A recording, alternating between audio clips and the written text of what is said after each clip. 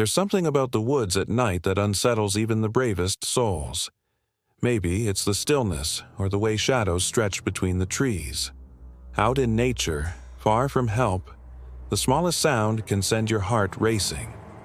These stories aren't about ghost tales around a campfire. These are real experiences from people who went into the woods and came back changed. Story 1 by James H. Camping was always a tradition in my family. We didn't go to campsites with RVs and public bathrooms. We liked remote places, somewhere off a trail where we hike a few miles into the forest and pitch a tent by a creek or clearing. We called it real camping. My dad raised me that way. So when I was 27 and a group of friends suggested a guy's weekend off the grid, I knew exactly where to take them. There's a place called Pine Hollow, deep in the forests of West Virginia. It's off an old logging road that hasn't been maintained in decades, and there are no signs or facilities. Just trees, silence, and the occasional deer. It was the last place I camped with my dad before he passed, so I knew it well. There were 5 of us, me, Ryan, Sean, Marcus, and Drew. We parked where the road ended, packed up our gear, and hiked in around 3 miles before we found a nice clearing near a shallow stream. It was late afternoon when we set up camp, and by the time we had a fire going and the tents pitched, the sun had dipped low. We passed around some whiskey, roasted hot dogs, and shared stories. Around midnight, most of the guys started turning in. I stayed up a little later, enjoying the fire and the way the stars looked without any light pollution. Eventually, I crawled into my tent and zipped up. I don't know what time it was when I first heard it, but it pulled me out of a dream. A sound, soft, distant, faint at first, but unmistakable. Crying. It sounded like a child or a woman, coming from somewhere in the woods behind our tents. My tent was on the edge of the clearing, so it was closest to the tree line. I sat up, trying to listen. The fire had burned down to coals, and everything else was completely silent. Too silent. Then the crying came again. Louder this time. High-pitched sobbing, shaky, like someone who'd been crying for hours. I unzipped my tent and stepped out into the cool night. The moon was bright enough that I didn't need a flashlight. I glanced around. Everyone else's tents were zipped. No movement, no one else awake. "Hello?" I called out, keeping my voice low. "Is someone out there?" No answer. The crying continued for maybe another 20 seconds, then stopped. Completely like a switch had been flipped. Not faded, just gone. I stood there, goosebumps rising on my arms, and waited for something. Anything. But nothing happened. I walked to the dying fire, tossed a few logs on it, and sat in the camp chair for maybe 10 minutes, just watching and listening. No more crying, no animals, not even wind in the trees. Eventually, I went back to my tent. The next morning, I told the guys what I'd heard. Ryan joked that I'd dreamed it. Drew, who was nursing a hangover, told me it was probably a fox. Sean looked uncomfortable but didn't say much.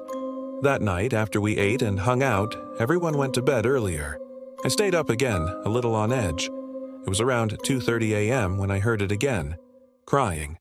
This time, everyone heard it. Marcus sat bolt upright in his tent and said, "What the hell is that?" I unzipped my tent and stepped out. Sean was already outside, holding a flashlight, his face pale. "It's the same sound," I whispered. "Exactly the same."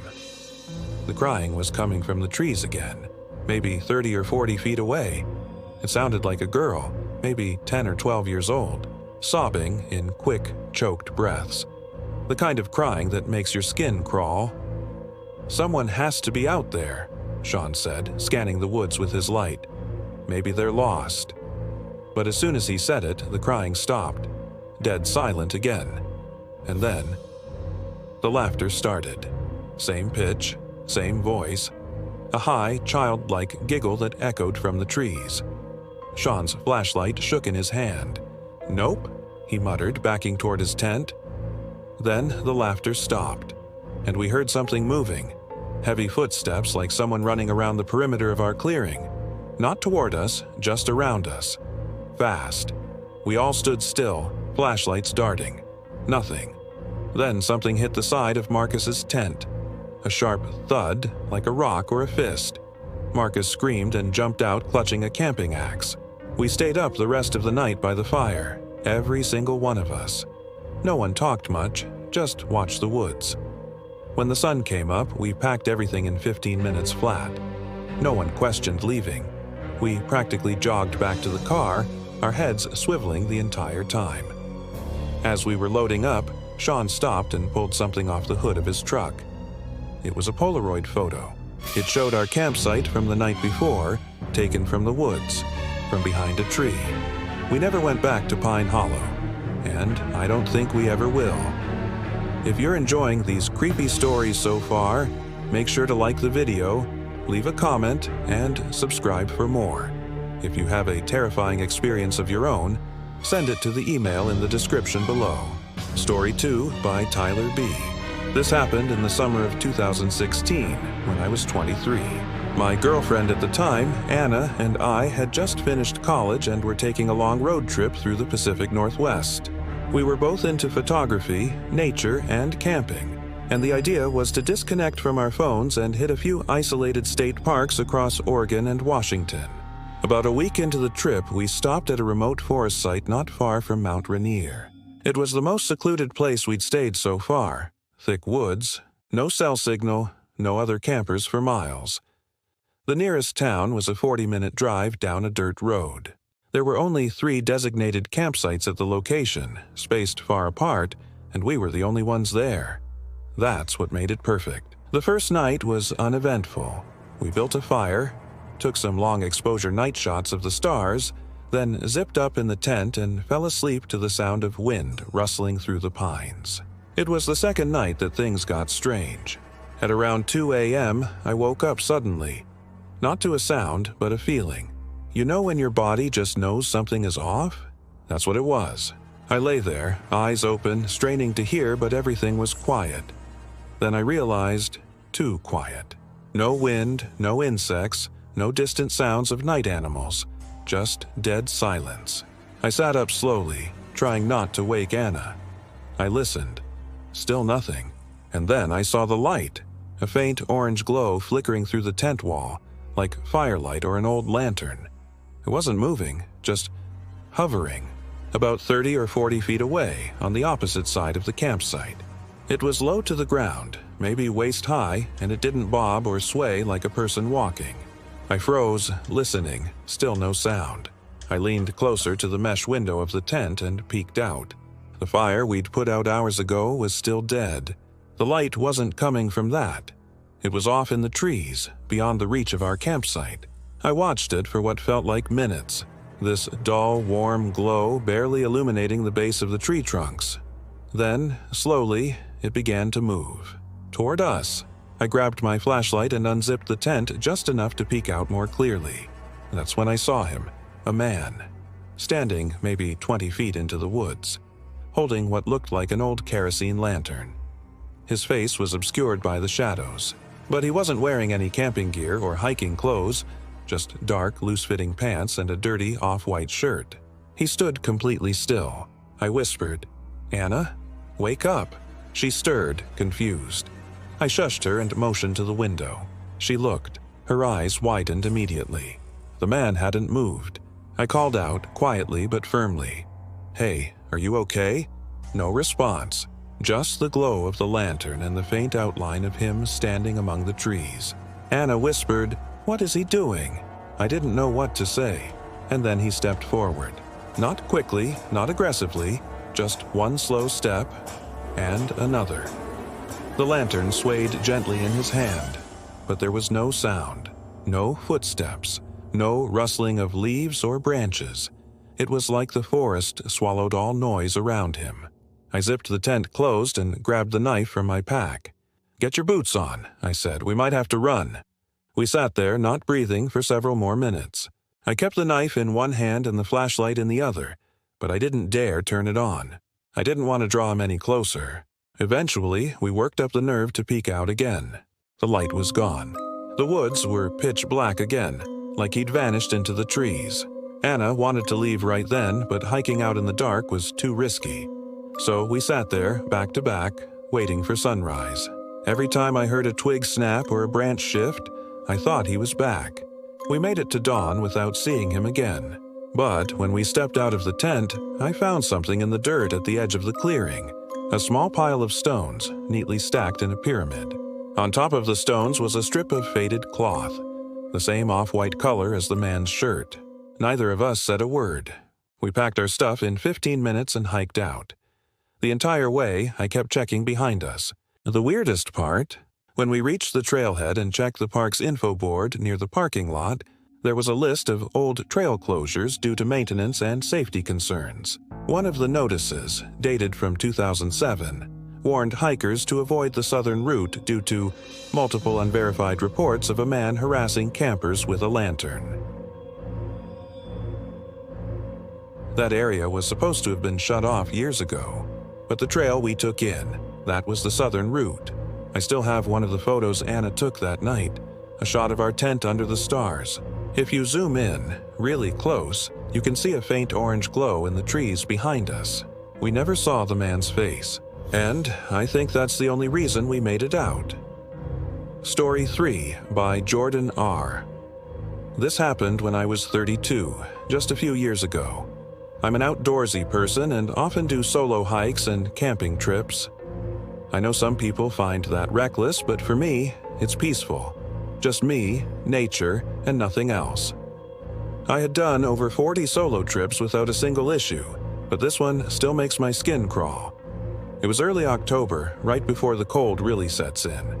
I was in northern Vermont, camping near a lesser-known lake in a state forest.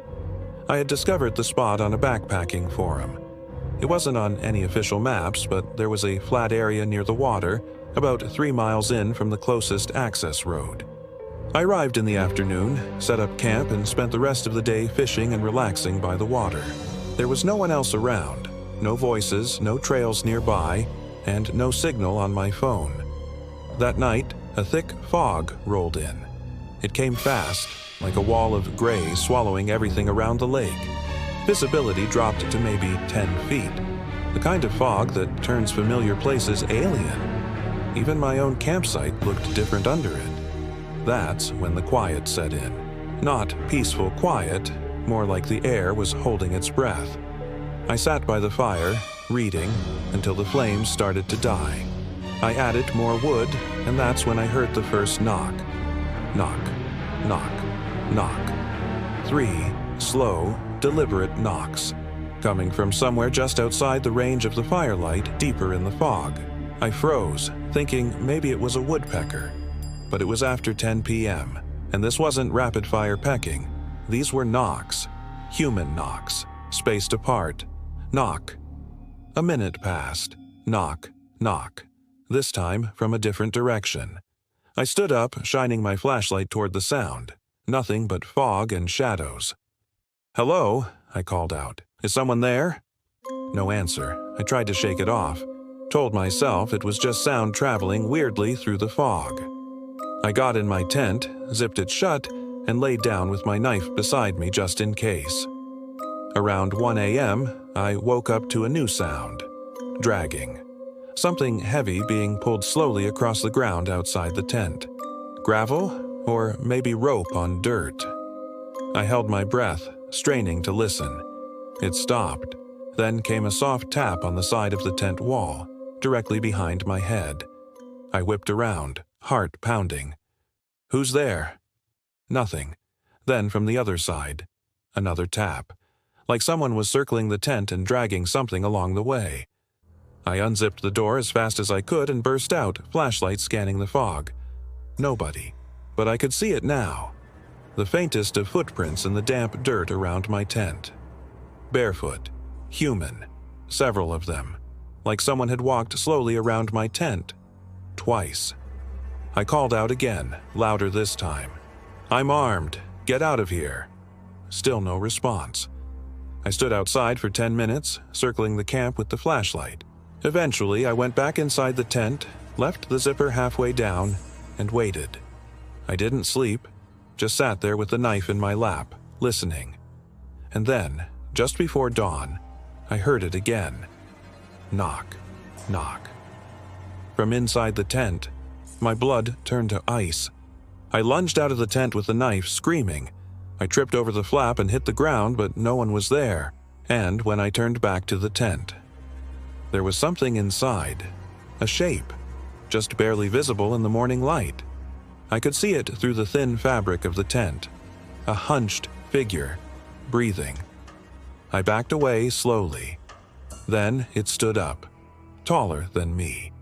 Its head nearly touched the ceiling of the tent. No sound, no movement, just standing. I didn't wait. I ran. I left everything. My gear, my tent, even my pack with my wallet. I didn't stop running until I got to my truck. I drove to a ranger station and told them what happened. They said no one else had reported anything unusual in that area. When I returned the next day with 2 rangers, my tent was torn down, like slashed in several places from the inside. All my gear was still there. Nothing was stolen. But the weirdest part, there were footprints again. Dozens of them, all barefoot, leading in circles around the fire pit, the tent, even my cooking area. Some were big, others disturbingly small, like children. And one set led into the lake, but not out. I haven't gone camping since. I want to. I miss the quiet, the escape. But every time I start packing gear, I remember that sound. Knock, knock. Not every terrifying story comes from haunted houses or creepy strangers in cities. Sometimes it's the woods, the quiet, the isolation, where the true horror waits.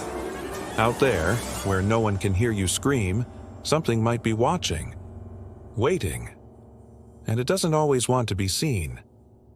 Sleep tight